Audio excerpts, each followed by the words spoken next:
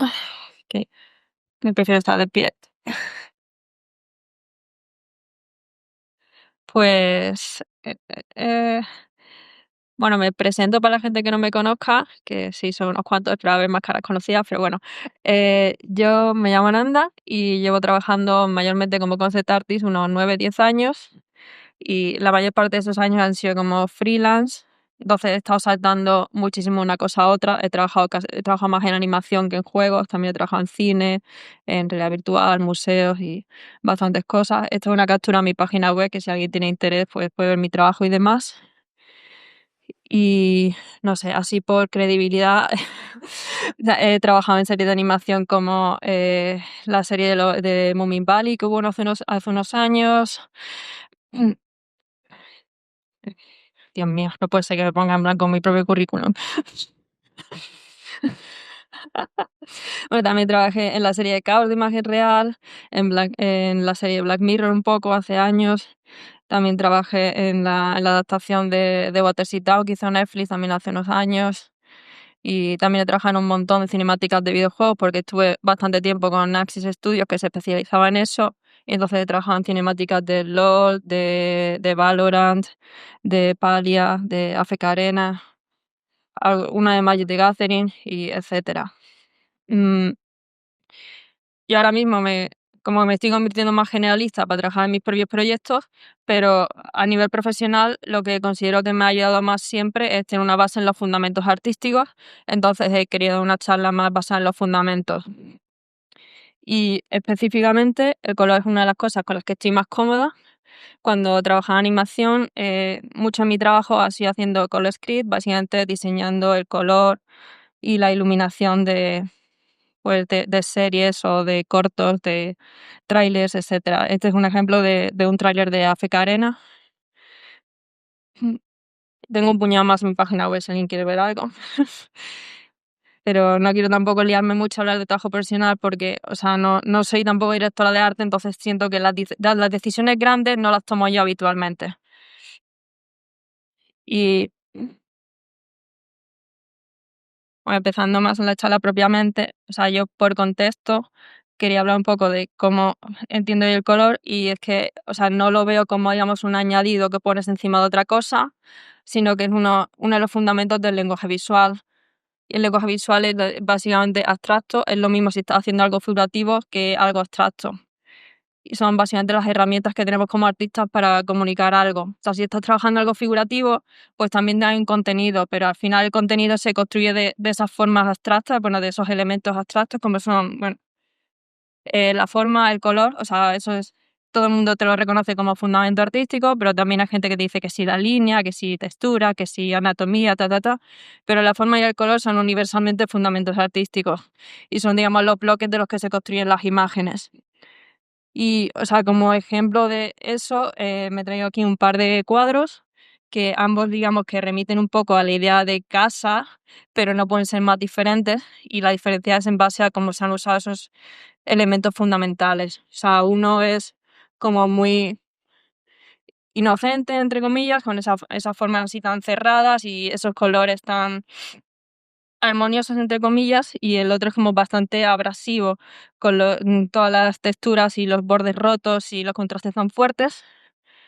Y luego, o sea, si miras un poco más de los artistas, pues te enteras de que Paul Klee era como un señor muy majo que se interesaba mucho por la música y por relacionarlo con el arte y con el arte visual, y intentaba plasmar cosas de música, de escalas, armonías, etcétera, en lo visual. Y Ansel Kiefer es un señor que básicamente toda su obra gira en torno a la Segunda Guerra Mundial. Entonces son obras como súper, súper diferentes, pese a que a lo mejor en contenido ambas, digamos, que remiten un poco a la idea de casa. Y por traérmelo a juego, entre comillas, también he puesto aquí otro ejemplo, que es un juego que se llama Zero North, Zero West, que es básicamente, todos son como eh, entornos abstractos. Algunos a lo mejor, o sea, algunos mejor lo interpretas como algo porque la gente es muy rápida de que vea a lo mejor un horizonte y ya lo interpreta como un desierto, pero básicamente el juego se consiste de entornos abstractos que exploras, y siendo solamente con esos elementos de forma, color, línea, etcétera, sin tener, digamos, cosas figurativas que reconocemos, ya está comunicando. Ya tienes a lo mejor entornos que son como el de arriba a la derecha, que son como divertidos, alegres, tal y cual, o el de abajo a la izquierda, que es como agresivo, igual que el cuadro que he puesto antes. El otro que es casi monocromo violeta, se nota como más intenso, y todo eso sin tener, digamos, un elemento reconocible.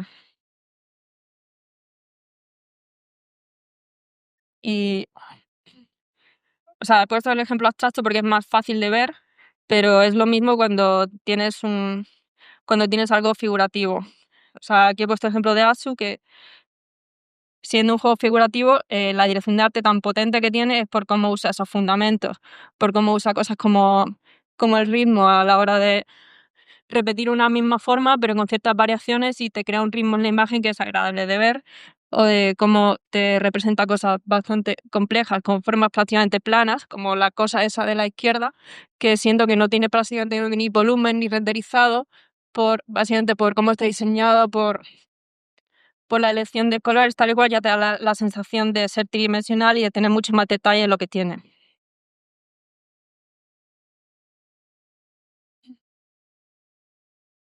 Pues entrando propiamente en la charla, o sea, hay mucha gente que dice, vale, soy artista o estoy trabajando en un proyecto y no me llevo bien con el color, no sé cómo hacerlo o quiero aprender más. Y hay una cosa, y es que cuando te pones venga, voy a aprender color, te encuentras que bajo eso hay muchas cosas muy diversas. Te encuentras libros, materiales de teoría del color con cosas, mm, bueno, eso, las que tengo ahí. Por ejemplo, una cosa muy común en los manuales de pintura y tal y cual es que dedican como decenas y decenas de páginas a cómo mezclar pigmentos, que es más complicado de lo que parece, pero bueno, no es relevante esta charla, tampoco voy a hablar de eso.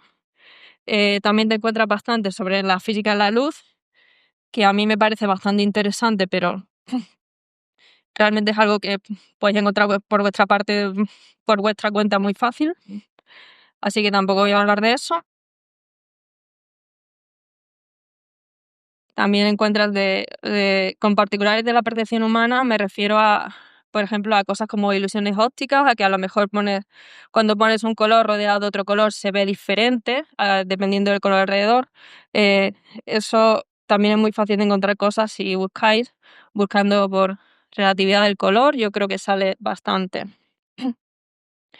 Luego también hay cosas de diseño de color en sentido decorativo, me refiero a si a lo mejor cosas de diseño gráfico, diseño de interiores, tal igual, que se usan como unas paletas del color, y es básicamente como elegir paletas de color. Voy a hablar un poquito de eso. Y otra cosa que puedes encontrar es sobre simbolismo, y una cosa que no me gusta nada es eso de psicología de color, pero voy a hablar de eso solamente para decir cuánto lo odio, y bueno, sí voy a hablar de simbolismo bastante. Y luego otra cosa bastante común, sobre todo en redes sociales y tal, cuando buscas cosas de color, son muchos youtubers y tal igual, que cuando te dan consejos de color, te dan consejos muy concretos de cómo hacen las cosas a su estilo. Y eso tampoco también lo odio bastante. O sea, incluso si quieres trabajar en el estilo de otra persona, que, o sea, siendo artista comercial es casi necesario muchas veces, me parece mejor a la larga si entiendes por qué haces una cosa que simplemente, digamos, copiar la superficie. Sí que también, o sea, incluso si tienes que trabajar en un estilo súper cerrado, me parece mejor entender los fundamentales que copiar el estilo tal cual. Pues empezando con la parte que decía de las paletas de color en plan decorativo, o sea, una cosa súper común es este tipo de diagramas que dicen de que hay diferentes paletas complementarias, análogas, etcétera, etcétera, y que puedes, digamos, ir girando con el circulito y te da diferentes. Eh, a ver, si a alguien le sirve de punto de partida, no me parece mal, pero yo no soy muy fan de esto. Básicamente, o sea, en teoría, las paletas complementarias te dan un cierto contraste, pero a mí me parecen bastante diferentes todos los contrastes que hay entre estos colores, y se supone que son todos complementarios. O sea, por ejemplo, el naranja y el azul a mí realmente me parecen como bastante agradables de ver, mientras que el de arriba, el verde y el magenta, me choca bastante. Y son todos complementarios, como con una saturación alta, pero más o menos digamos la misma posición en lo que sería el círculo cromático. Y bueno, yo creo que no soy la única que lo piensa, o sea, por alguna razón hay como 1.000 millones de pósters de películas que son de azul y naranja, pero, o sea, estuve un rato buscando y solamente encontré estos pósters de colores así violeta y verde. Y bueno, hay varias razones de eso. Una es que el azul y el naranja son como más naturales y es más normal ponerle la cara a alguien de color naranja que ponérsela verde y violeta. También es que se hacen modas y la gente se copia entre sí, pero también es que hay una diferencia de luminosidad entre los colores cuando están, digamos, al máximo de saturación. Este es uno de los modelos de color que hay, o sea, aparte del típico círculo cromático y demás, este tiene como también en cuenta la luminosidad. Y ves que, por ejemplo, el amarillo, en la versión más saturada, está más arriba que el azul, la versión más saturada. Entonces, como que ya de por sí te está creando un contraste que el violeta y el verde, que tienen una luminosidad cuando están de forma muy saturada, son bastante más parecidos. Entonces te chocan más. Pero eso lo que significa es que en realidad puedes usar prácticamente cualquier color, solamente tienes que cambiarle la luminosidad. Y, o sea, por ejemplo, a mí el póster de The House of the Haunted Hill realmente me gusta más que todos los que tengo en la imagen anterior. Porque no solo el color, o sea, son más cosas. Eh,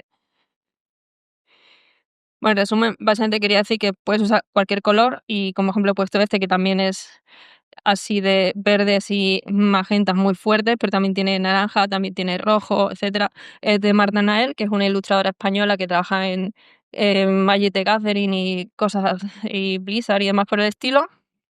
Y, o sea, porque se entiende también teniendo tantos colores que en teoría choca. Y es que, o sea, luego lo pasas a blanco y negro y en términos de luminosidad es súper legible. Eso es básicamente lo que hace pues muchísima gente, muchísimos artistas, ellos van como los valores como prioridades por encima de todo. Y a ver, a mí me parece que está bien, es como una forma de ir seguro, de que si se va a entender la imagen en valores, se va a entender y es como más fácil. Ahora, yo personalmente no lo hago mucho, porque te puedes encontrar imágenes que se entienden perfectamente en color, pero cuando lo pasas a valores realmente no se entiende. O sea, por ejemplo, ese Monet se pierde totalmente, pero cuando la ves en color tiene sentido. Entonces yo personalmente trabajo solo en color y no uso prácticamente lo de pasar a blanco y negro.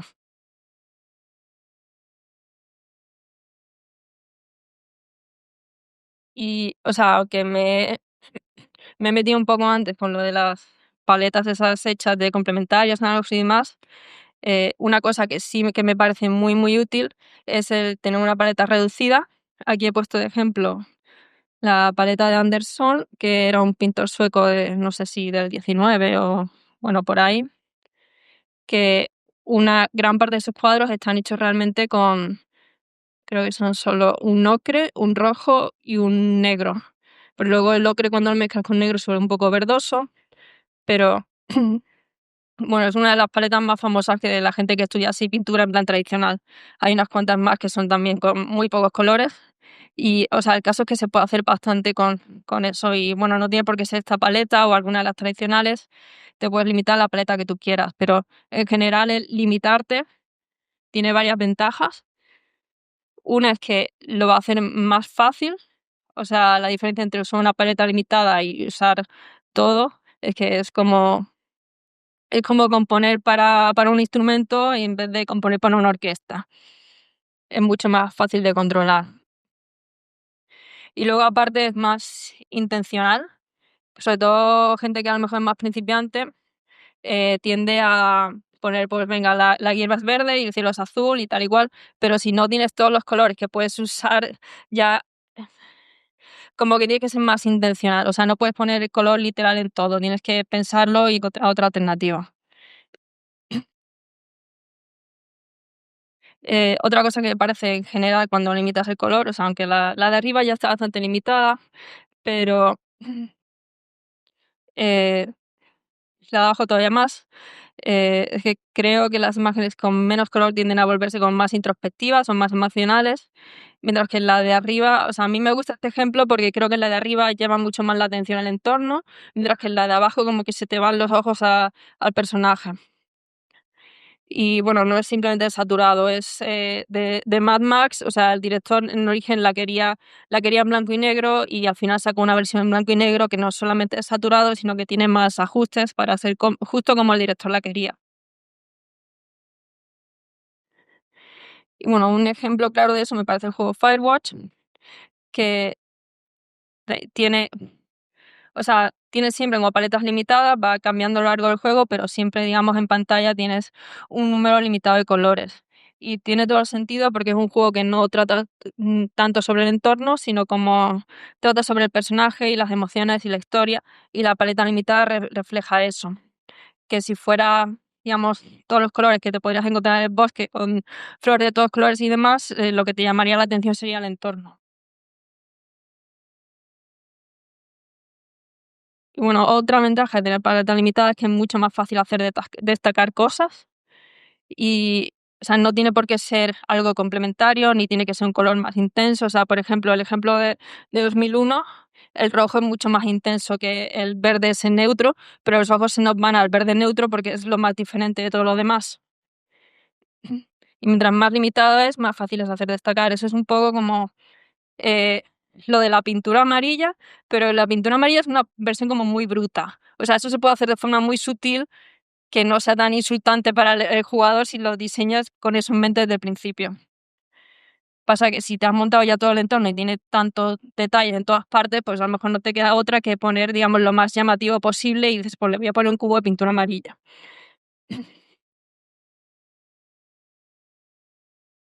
Y lo contrario a eso es algo como Cruelty Squad, en el que hay tantos colores, tantos contrastes en todas partes que nada destaca.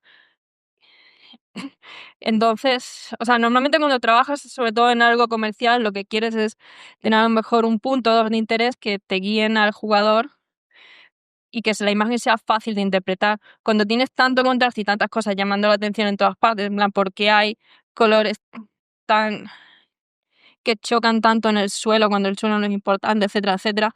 O sea, al final lo que hace es que esa es una imagen más difícil de interpretar y tienes que poner, digamos, un esfuerzo para descifrarlo. Es algo hostil para el jugador que en cierto contexto, por ejemplo, a mí Cruelty Squad me encanta y yo no cambiaría absolutamente nada. Pero es o sea, aparte de, es que hay muchas cosas que lo hacen feo, no solo solamente los colores. Pero a mí, pero a mí me parece perfecto con la intención de que realmente es visualmente hostil. Esto lo he puesto porque Cruelty Squad era un ejemplo tan feo que quería poner un ejemplo.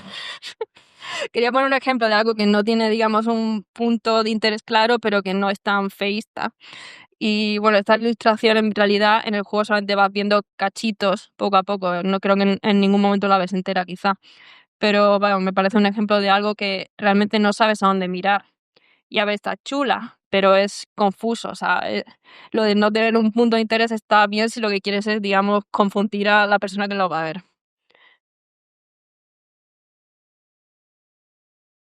Y lo otro, otra ventaja que decía lo de las paletas limitadas es que le da identidad a la obra. Hyper Light Drifter, o sea, no es súper estricto, tiene más colores en otras zonas del juego, pero aún así en todas las zonas como que te va repitiendo ese verde, turquesa y ese violeta, que son un poco como la identidad visual del juego.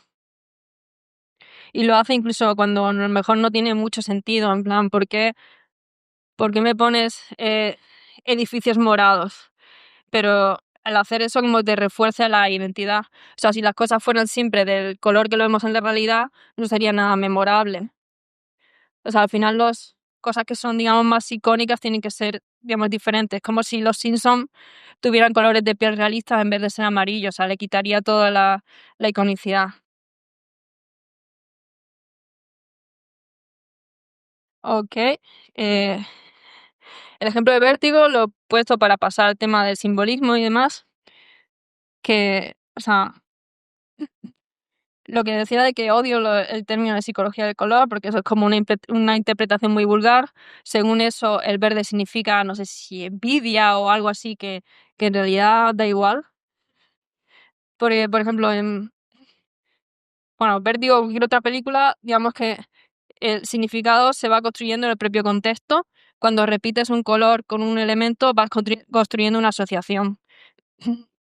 Y Vértigo tiene un uso muy deliberado, muy obvio. Aún así no es tan obvio lo que significa. De hecho, hay gente peleándose en internet diciendo que el verde está asociado con este personaje.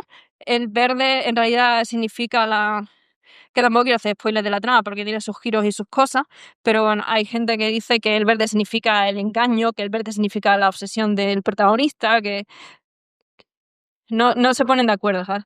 Y pero el caso es que el repetirlo, aunque no sea, digamos, un significado obvio, en la mente del espectador, sea consciente o inconscientemente, como que te va, como que te va reforzando el significado que tú mismo te haces. Eh, a mí lo he puesto porque también siendo un caso parecido, pero es mucho menos ambiguo, a lo mejor me parecía más fácil de explicar. El 90% de la película es básicamente rojo, amarillo y verde. Súper estricto, en plan, hasta el cielo es verde. Los blancos no son blancos, son amarillentos. Los negros no son negros, son verdosos. Luego hay a lo mejor como escenas muy contadas que tienen un elemento azul y eso es súper, o sea, destaca muchísimo. Y ya, o sea, como que en nuestra cabeza se vuelve algo significante. Ahora, a mí Amélie me parece bastante menos ambigua que Vértigo. O sea, yo considero que básicamente es una película desde el punto de vista de Amélie, que es una persona muy fantasiosa, que está como en su mundo y esos colores tan, o sea, rojo, amarillo, verde y tan que no hay nada más, es como su mundo. Y el azul es cuando, digamos, sale de eso. Igual no he puesto una mejor imagen, pero, o sea, muchas de las escenas con el, con el tipo que le gusta, aparecen cosas azules, porque es como que en cierta manera la está sacando de su mundo cerrado.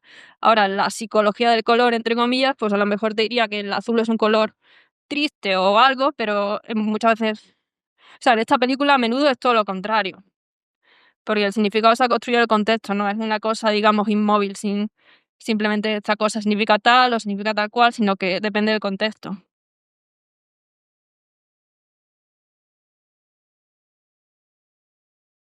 Y otro ejemplo que también parece interesante, o sea, The Shining tiene muchas cosas a nivel de simbolismo, pero no quería mencionarlo tanto por eso, que también es ambiguo, también tiene gente discutiendo, pero cosas como la ropa que llevan los personajes parece muy deliberada los colores. Aún así, lo que me parecía importante que quería destacar de Shining es que siendo una película de terror, sobre todo en la época que es, o sea, ahora mismo a lo mejor parece más normal con el rollo de los espacios liminales y tal, pues se parece un poco, pero, o sea, en la época, las películas de terror, pues cosas como El Exorcista o, no sé, La Cosa, son películas muy oscuras y The Shining en comparación es una película muy luminosa y eso no hace que dé menos miedo, en realidad da más miedo. Aunque o sea, la elección de color en sí no da miedo. Lo que pasa es que el color, con todo lo demás, con las muchas cosas que tiene Shiny, que son un montón de detalles, como la música que suena cuando piensas que no debería sonar, o sea, suena como a destiempo, cosas como la actuación de los... Tienes personajes que no guiñan, tiene muchos planos en simetría, que es una cosa que se ve muy antinatural.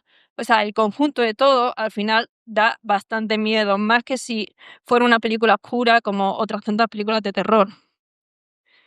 Básicamente lo quería poner un ejemplo de que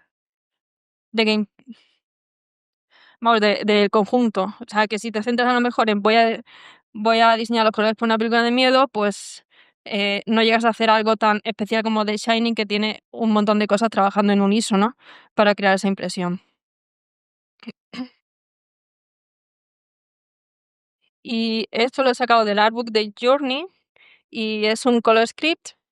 Es una cosa, Bueno, estoy saltando de tema porque simplemente quería mencionar esto como herramienta, que es una cosa muy común en animación y que no he visto prácticamente en videojuegos y creo que tiene mucho sentido, sobre todo si haces algo de forma lineal. Pues si estás haciendo algo que, digamos, quieres crear una experiencia y algo así emocional para la persona que lo juegue, el tener un color script que te, digamos, te mapea la progresión de colores a lo largo de la película o del juego, o lo que sea, te da una visión que no la tienes si estás viendo simplemente los planos separados. O sea, con un color script puedes ver si a lo mejor quieres el momento más intenso cuando tienes los contrastes más fuertes, lo que viene después, lo que viene delante, porque eso te va a afectar cómo ves ese momento. Puedes ver si a lo mejor hay otro momento que también tiene contraste, pero quieres que sea menos intenso que el anterior y cosas así. O sea, me parece una herramienta súper útil. Y otra cosa sí que yo lo siento es un poco random. Eh, Otra cosa que quería mencionar, ya que estábamos, es que hay mucha gente que tiene algún tipo de daltonismo, especialmente el de no poder diferenciar rojo y verde, que creo que es algo como el 4,5% de la población. Eso en números absolutos es mucho. O sea que no, igual no está de más hacer las cosas accesibles. Luego los de abajo, lo de tritanopia, que no es poder diferenciar amarillo y azul, y lo de no ver color, eso es rarísimo, es como 0,01% de la gente. A ver si haces algo accesible, no, nunca está de más, pero digamos, en términos absolutos no tiene el mismo impacto que hacerlo accesible para el 4,5% de la gente que no diferencia bien rojo y verde. Como yo conozco un par de personas con eso. Y, a ver, hay muchos juegos que no están diseñados con eso en mente y que no causan ningún problema, pero hay cosas en concreto que sí que causan problemas y la gente se queja. Básicamente suelen ser casi siempre son cosas de interfaz. Cuando te bloquea, digamos, el progreso en el juego, el tener que diferenciar entre rojo y verde, cosas que son iguales. Porque si se diferencian en algo más, ya no pasa nada. Pero, por ejemplo, esas imágenes son de un puzzle de BioShock que tuvo bastantes quejas. Y formas de solucionarlo hay unas cuantas. O sea, ya si en vez de diferenciar rojo y verde haces que sea diferenciar azul y naranja, ya se acabó el problema. O sea, creo que casi nadie se queja de Portal porque las diferencias son entre azul y naranja y la mayoría de la gente no tiene problema con eso. Luego, si añades otras diferencias aparte del color, también lo solucionan. O sea, si por ejemplo tienes algo así como un minimapa y tienes puntos rojos de enemigos y puntos neutros azules de los tuyos, eso no lo puede entender alguien que no diferencia bien el color rojo. Pero si en vez de ser puntos todos, los que eran puntos rojos, lo pones una X roja, ya está solucionado. Si repites la misma información por otros medios que no sea el color, ya está. Es como por ejemplo, muchos juegos de puzzle tienen ese problema, pero si los bloques son diferentes, por ejemplo, el Candy Crush, por mucho que lo odie, la verdad que no tiene ese problema porque, o sea, todos los bloques rojos tienen una forma, todos los bloques verdes tienen una forma y se ven fácil por el color, pero también lo ves por la forma y entonces la gente que no ve el color no tiene problema viéndolo por la forma. Y la otra parte de la charla, básicamente, porque es como que están muy unidas. Normalmente en muchas cosas de color te salen también cosas de iluminación, porque al final sin iluminación no vemos color. Entonces iba a hablar un poco de eso. O sea, para mí principalmente el hecho de controlar la iluminación es una herramienta potentísima. O sea, por lo que he dicho antes de que las bases del lenguaje visual son la forma o el color, el hecho de controlar las luces, pues puedes poner una luz del color que quieras, puedes proyectar sombras con la forma que quieras y así pues puedes tener un poco la composición que quieras, aunque el escenario de base o no sea exactamente lo que querías. Aquí he puesto un ejemplo súper exagerado, de Suspiria de Dario Argento, que es una película que, claro, tiene los colores tan fuertes gracias a la iluminación, pero también se puede hacer de forma bastante más sutil. Esta es In the Mood for Love de Wong Kar-wai, y siendo bastante más sutil que el anterior de Suspiria, también tiene un uso de la iluminación eh, que aporta muchísimo a lo que quieren narrar. Por ejemplo, la de arriba a la izquierda, siendo que los personajes están cerca, el tenerlos iluminados de maneras tan diferentes, como que te enfatiza la distancia entre ellos. Y muchas cosas como, o sea, lo de abajo a la derecha igual es una cosa como muy literal, de la sombra por ahí hasta los barrotes, casi como tenerlos en una jaula, pero igual también nos da un poco la idea de que están en una especie de espacio cerrado, de que se están viendo de forma furtiva, etcétera, etcétera. O sea, para mí esta masterclass esta película es una masterclass de, de cómo narrar cosas de forma cinematográfica con iluminación, con composición, etcétera. Otra cosa que quería mencionar en relación a la iluminación es que muchas veces dices que, o sea, la gente dice que a lo mejor la luz en algo es como muy bien hecha, etcétera, etcétera. Y yo creo que eso básicamente se debe a cuando, por ejemplo, un artista coge cosas de la realidad, pero solamente coge las quiere y enfatiza esas y otras las deja. Como,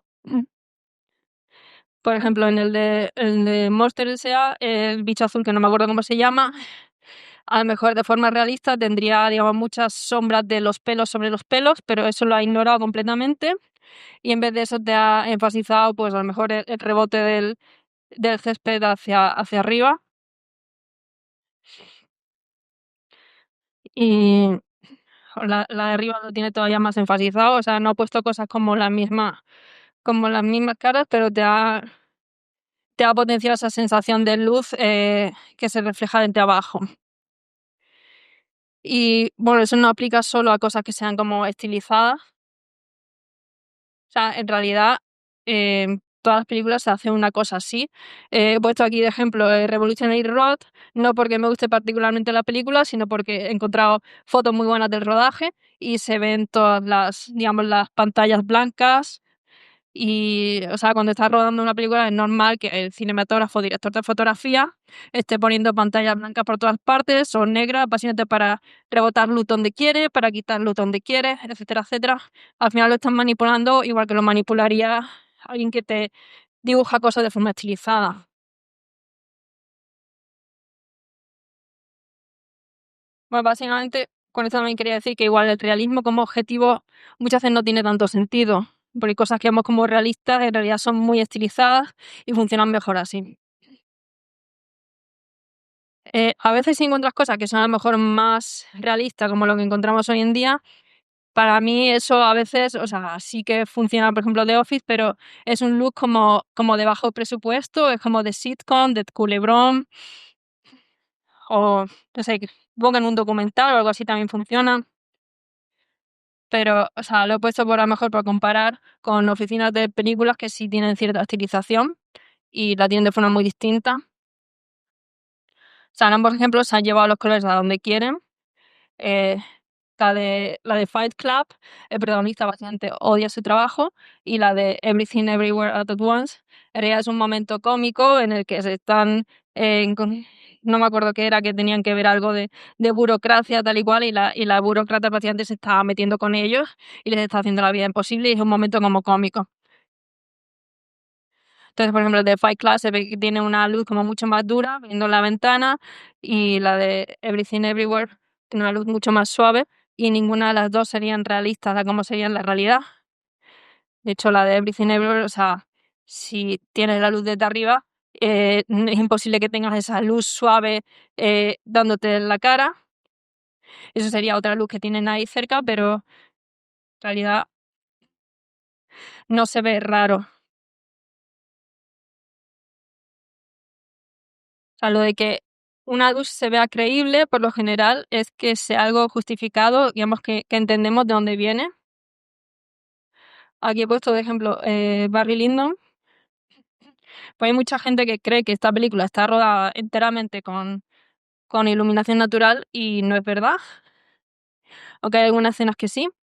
Pero, por ejemplo, todos los interiores, la luz que entra por la ventana en realidad no es luz que entra por la ventana, sino una lámpara súper potente que está puesta en la ventana. Pero, o sea, no lo percibimos como falso. O sea, la luz que sería algo realista en la ventana nunca va a ser tan perfecto como esto, pero de todas formas, por el hecho de estar en la ventana como justificación, lo entendemos perfectamente y pensamos que es la luz de la ventana.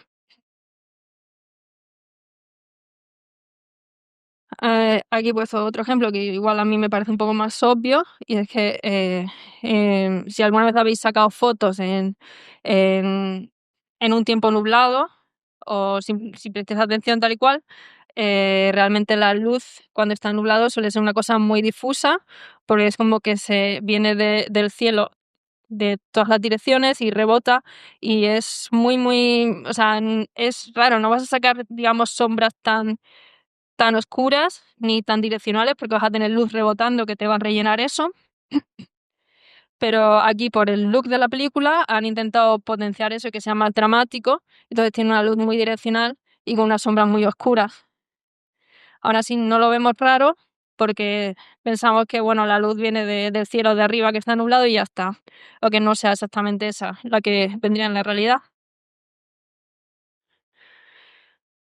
Lo de credibilidad realmente solo se rompe cuando no sabemos de dónde viene o nos choca a lo mejor con la luz que hay en la escena. Esta es una fotografía de Gregory Crewdson y sí que parece falsa porque tienes esas luces cálidas en la escena, pero en realidad está siendo iluminado con una luz fría que viene de no se sabe dónde. Entonces ya no está, esa luz fría no está justificada y no se entiende y resulta extraño. Ahora, eso no es necesariamente malo. O sea, yo creo que más en tiempos recientes es como normal que todas las luces tengan que estar justificadas en películas, en series, también en juegos así más realistas. Pero si vas a lo mejor un poco atrás en el tiempo, encuentras que las películas solían ser mucho más, no tenían, no tenían luces tan realistas, eran a lo mejor como más influenciadas por el teatro, tienes unas luces de puesta en escena que no son tan en realidad. De hecho, a mí esta fotografía me da una sensación muy como de teatro. Y yo no creo que sea algo malo, pero a lo mejor se ve extraño. Bueno, de hecho es una pedazo de fotografía. Y bueno, yo estaba hablando de películas tal y cual, y aunque muchas herramientas son iguales, cuando estás dibujando y tal y cual, no es exactamente igual, hay diferencias entre cuando estás pintando y lo que haces con una cámara. Estos son de un ilustrador que se llama James Gurney y pinta mucho la realidad y subió ese estudio de la realidad y también una fotografía de lo mismo. Y a ver, está exagerado, pero aún así, si prestas mucha atención a la realidad, puedes ver matices de colores que son más fríos, más claros, etcétera, cosa que muchos pintores casi que se especializan en eso, por ejemplo, James Gurney, y la cámara no te coge esos matices. O sea, aunque esté súper exagerado, realmente hay cierta diferencia entre los tonos, entre las temperaturas, que la cámara no te coge.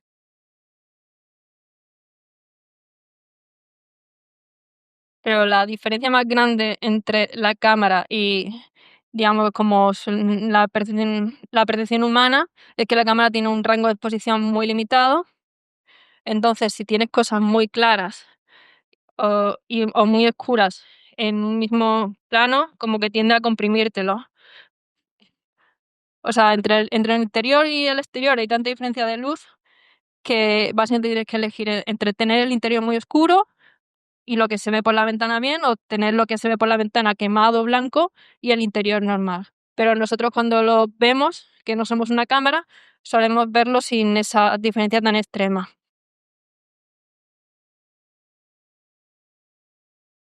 Y bueno, a ver, si estamos haciendo juegos, no estamos ni pintando, ni sacando, ni haciendo cine tal y cual, pero eso no quita que no podamos coger elementos. A mí este juego visualmente me gusta mucho. O sea, a pesar de tener unos modelos con muy low poly, y las texturas creo que son básicamente difusas, no tienen especulares y demás. pero tiene un sentido de la exposición como muy fotográfico que lo hace como muy realista. Básicamente te está comprimiendo lo que se ve por la ventana igual que te lo comprimiría una cámara fotográfica.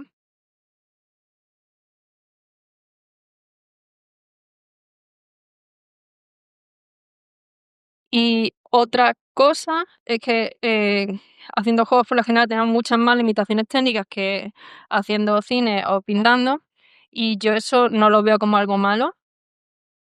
Las limitaciones, aunque te vengan de fuera o sean autoimpuestas, por lo general te ayuda a buscar soluciones que no encontraréis de otra manera.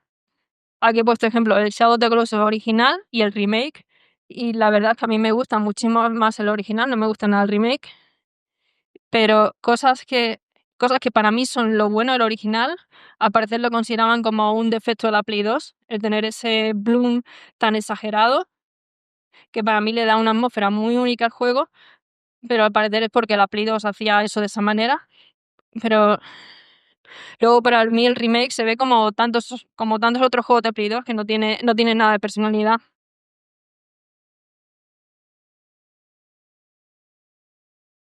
Y bueno, otra limitación, aparte de técnica, es que a menudo tenemos limitaciones de tiempo, de presupuesto. Porque aunque sepas hacer las cosas muy bien, si estás tú solo no vas a hacer lo mismo que hace un equipo de 300 personas porque en volumen de trabajo es imposible. Entonces, he puesto el ejemplo de Inscription porque, o sea, mucho del look del juego viene de esa limitación y al final me parece que está aportando. Porque, o sea, hasta donde sé, Daniel Mullins básicamente creo que encargó algunos modelos, pero otros son bajados de internet. Básicamente, cada modelo 3D en el juego es como de su padre y de su madre. Y si eso lo pones a lo mejor con una luz más realista, que te mantenga más detalles, como que se va a ver muy obvia esa diferencia. Así que al final lo de tener esas sombras oscuras tan drásticas, te está unificando modelos muy diferentes, lo cual tiene una utilidad práctica muy grande, pero también te está aportando a la identidad visual del juego. O sea, no sería lo mismo si tuviera unas luces más realistas o más comunes que a lo mejor verías en muchos más juegos.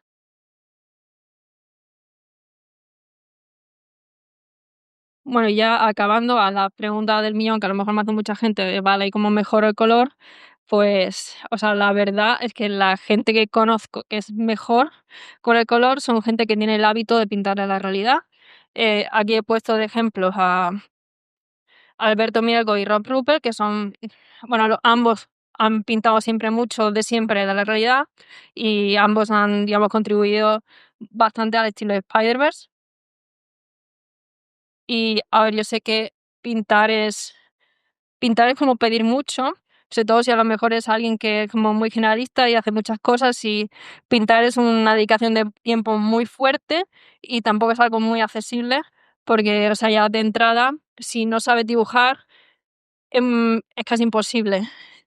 Te pide saber dibujar de entrada. Hay gente que cree que tiene a lo mejor problemas con el color, pero en realidad son problemas de dibujo. Así que si podéis está muy bien, pero a ver, yo sé que es pedir mucho.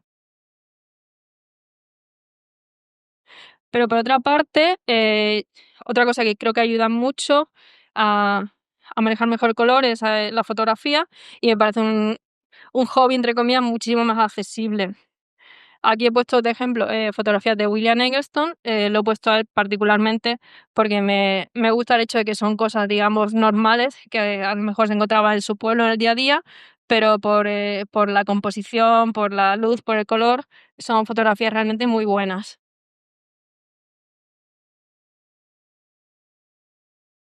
No sé si.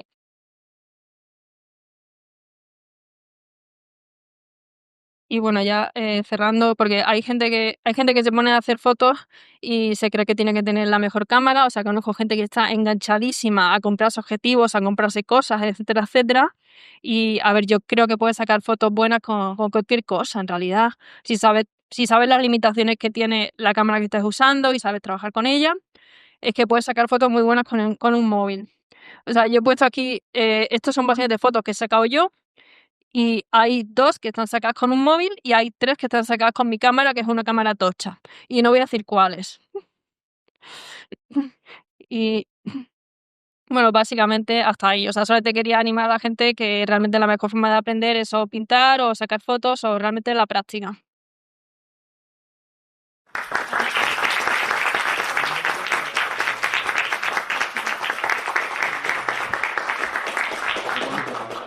Ah, sí. Igual con este poder. Ok.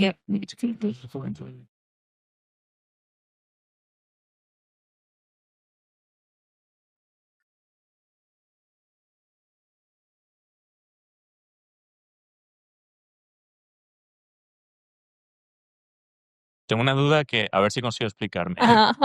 ¿Cómo extraerías una paleta de color de una imagen en la que sabes que está habiendo una iluminación, como que hay fuentes de luz, y dices como, este es el color que yo quiero? Me explico con un ejemplo. No sé si tenemos en mente el famoso vestido que había gente que veíamos azul y negro, Ajá. al que le estaba dando la luz del atardecer, Sí. y había gente que lo interpretaba como literalmente blanco y dorado, ¿no? Pues, ¿cuál sería la información interesante en esa paleta de colores? Hombre, es que la ilusión óptica solamente funciona por el contexto, porque el resto de la foto, si mal no recuerdo, estaba como muy quemado. Entonces lo que hace que no sepas el color que es que la foto era como ambigua, en que no sabías si lo que estabas viendo está en sombra o está en luz. Ahora, si extraes el color de la foto tal cual, pues seguramente sea algún tipo de gris, pero la ilusión solo funciona en contexto. No sé si me explico porque... Sí, en ese caso te interesa la relación del blanco y el dorado, ¿no? Sí, claro, o sea, es que sin el resto de la foto, o sea, vas a tener a lo mejor, pues eso, grises y uno más claro que el otro, pero depende de lo que acompañes que lo ves de una forma u otra.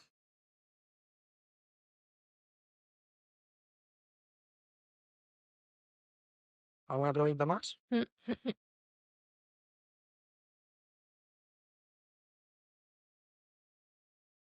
Hola. Bueno, ¿Qué consejos le darías a una persona que está empezando a intentar buscar trabajo en temas de concept art? puf. Sí, lo sé, lo sé. Ay, perdón. No, o sea, yo creo que ahora está como especialmente jodido. Realmente hace 3 años, hace 3, 4 años yo creo que era como excepcionalmente fácil. O sea, yo vi a mucha gente entrar que años antes igual no hubiera podido. Pero, o sea, ahora mismo,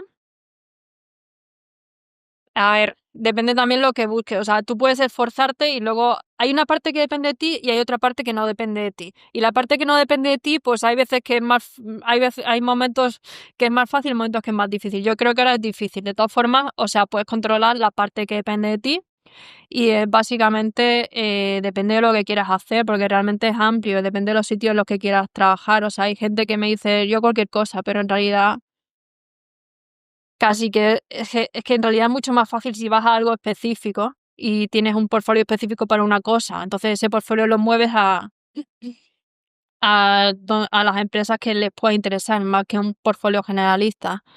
Y, o sea, a la hora de moverlo, o sea, yo personalmente no me llevo nada bien con redes sociales. Yo sé que hay mucha gente que vive de redes sociales, pero yo no. Y a mí el mandar email siempre me ha ido, bueno, es que es la única cosa, eso, los emails y los eventos en persona son la única cosa que me ha funcionado a mí realmente. Pero los emails así en gran volumen, pero, o sea, en volumen, pero que estén realmente como, ¿sabes? Que no sea tan spam, que se vea que está dirigido a alguien. A mí eso me ha funcionado, pero claro, tienes que también que el contenido sea algo que vaya a interesar a la persona que le estás mandando. Muchas gracias. Nada.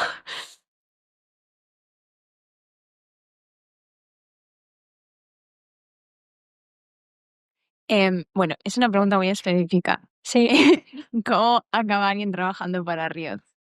Bueno, yo no he trabajado para Riot directamente, yo he trabajado para, bueno, tanto a Axis como otra empresa que era Electric Theatre Collective, que son en realidad empresas de animación que hacen outsource. A ver, realmente Riot hace como mucho outsource de muchos sitios y la mayoría de esos sitios son más accesibles que Riot mismamente. Riot mismamente, o sea, por lo que sé de gente que ha trabajado ahí, la única gente, o sea, básicamente solamente contratan gente o en prácticas, y en prácticas creo que tienes que ser de allí o algo, no lo sé, o gente ya muy senior. Y gente muy senior que prácticamente como que se han dedicado su vida a copiar el estilo Riot y gente que no tienen que entrenar. Y es muy competitivo.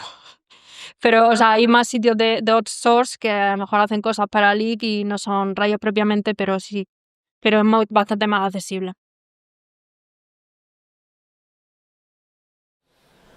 Ok, gracias. ¿Alguien más quiere preguntar? Pues cerramos aquí entonces.